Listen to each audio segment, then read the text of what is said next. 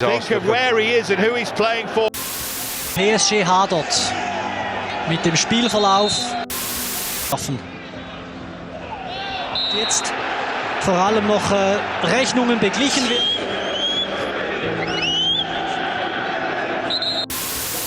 Olympique de Marseille versus Paris Saint-Germain. L'OM remporte une victoire historique 1-0 face au PSG.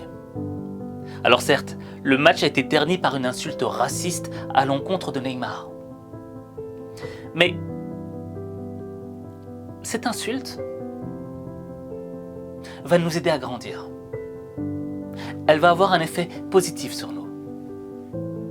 Tu te demandes comment? Tu vas le savoir maintenant dans cette vidéo. Alors, on a l'habitude que certains supporters insultent les joueurs de couleur de singe. Le joueur de nationalité malienne est alors la cible d'insultes racistes venues des tribunes. À la 68e minute, Moussa Marega décide de quitter le terrain et demande son remplacement. Le coach lui accorde, exaspéré par les supporters.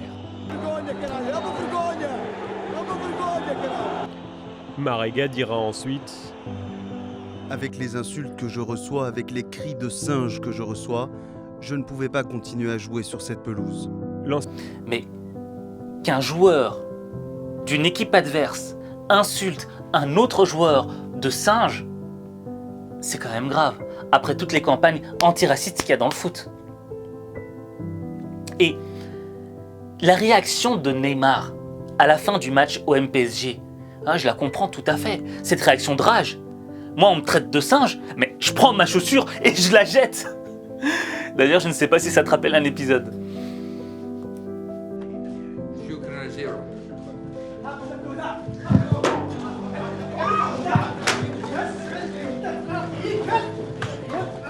Et certes, moi, ma réaction, ça aurait été une réaction de violence, de colère. Mais le problème, c'est que on n'éteint pas le feu avec du feu. C'est pas parce que quelqu'un est violent avec toi que tu dois répondre par la violence. Parce que si je réponds à la violence par de la violence, ça va ne générer que plus de violence. Et l'idée, c'est quoi? C'est d'éteindre le feu avec de l'eau. Et quelle est la meilleure manière d'éteindre une insulte raciste dans le fond? Eh bien, le meilleur moyen nous a été donné par un homme qui s'appelait Alexandre Dumas. Alors Alexandre Dumas, c'était un écrivain français, carteron. Carteron, ça veut dire que soit son père ou sa mère était métisse et de l'autre côté, c'était blanc. D'accord? Et ça crée un carteron. Et tu vois, Alexandre Dumas, qui était justement l'auteur des Trois Mousquetaires, se rendait dans un salon mondain. Tu sais, les salons un peu parisiens à l'époque. Et lorsqu'il rentre dans ce salon, il y a un de ses ennemis qui le voit, qu'il n'aime pas.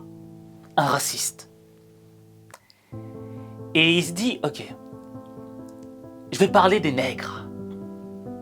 Alors il commence à parler fort des gens de couleur. Il commence à faire toute une dissertation sur eux, en les rabaissant.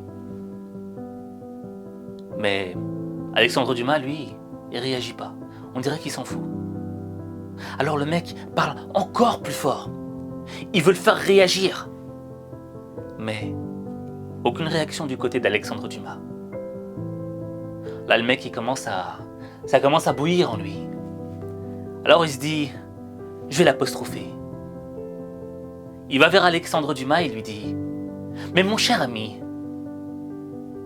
vous devez vous y connaître en nègre, avec tout ce sang noir qui coule dans vos veines. Silence dans la salle. Plus personne ne parle. Tous les regards sont dirigés vers Alexandre Dumas.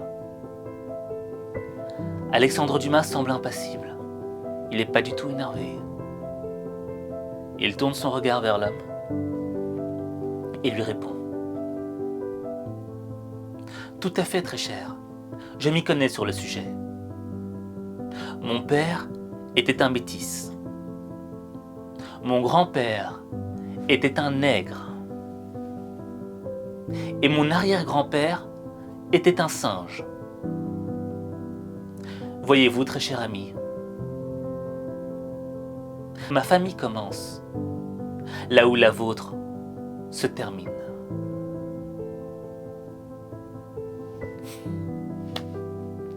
Qu'est-ce que tu peux répondre à ça?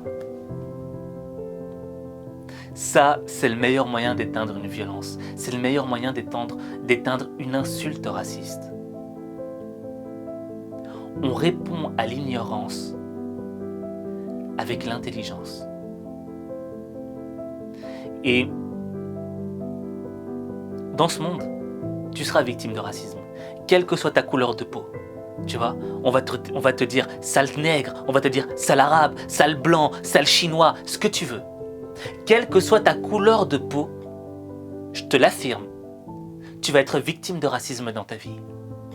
Pourquoi? Parce qu'il y a des gens qui ont besoin de nous séparer parce qu'on a juste une différence. Tu vois? Et il suffit d'une petite différence pour nous éloigner. Je veux dire, moi ça m'a toujours frappé l'histoire de l'Irlande du Nord. L'Irlande du Nord, c'est un pays où tout le monde a la même face, tout le monde est blanc. Mais ils sont tout de même parvenus à trouver un moyen pour se séparer. Certains étaient catholiques, d'autres protestants. Et ça a suffi à créer une guerre civile, une animosité entre des gens qui sont les mêmes. Une autre époque, celle que les Irlandais appellent pudiquement les troubles. Entre les années 60 et 90, 3 décennies d'affrontements entre unionistes protestants et républicains catholiques. Aux attentats protestants répondent des attentats catholiques. On tue dans les pubs, dans les restaurants, dans les rues. Le conflit fait 3500 morts. On a encore d'autres exemples, comme au Rwanda, les Hutus et les Tutsis. Mais je veux dire, dans la vie, tu auras toujours des gens qui te regarderont à travers ta différence physique, ou ta différence spirituelle, ou quoi que ce soit. Mais l'idée, c'est quoi? C'est de ne pas se focaliser sur les choses qui nous éloignent, mais de se concentrer sur les choses qui nous rapprochent. Parce que certes, oui, c'est vrai, oui, on a des différences. On a tous des différences qui nous éloignent. Mais on a beaucoup plus de choses qui nous rapprochent que de choses qui nous éloignent. C'est pour ça que tu dois te concentrer sur les choses qui te rapprochent des gens. Et je te le garantis, tu vas être victime de racisme. Tu vas l'être. Mais l'idée, c'est quoi? C'est d'être préparé. C'est ça le point positif. C'est que lorsque tu es préparé au racisme, tu te grandis. Parce que tu sais que tu ne vas pas répondre au feu par le feu, mais que tu vas éteindre le feu avec de l'eau. Parce que dans le fond, le racisme, c'est quoi? C'est une forme d'ignorance. Et le meilleur moyen de répondre à l'ignorance, c'est de répondre à l'ignorance avec de la science, avec de l'intelligence. Et demain, lorsque tu répondras à la violence d'ordre verbal, d'ordre physique, lorsque tu répondras à cette violence, tu répondras à cette violence avec le silence.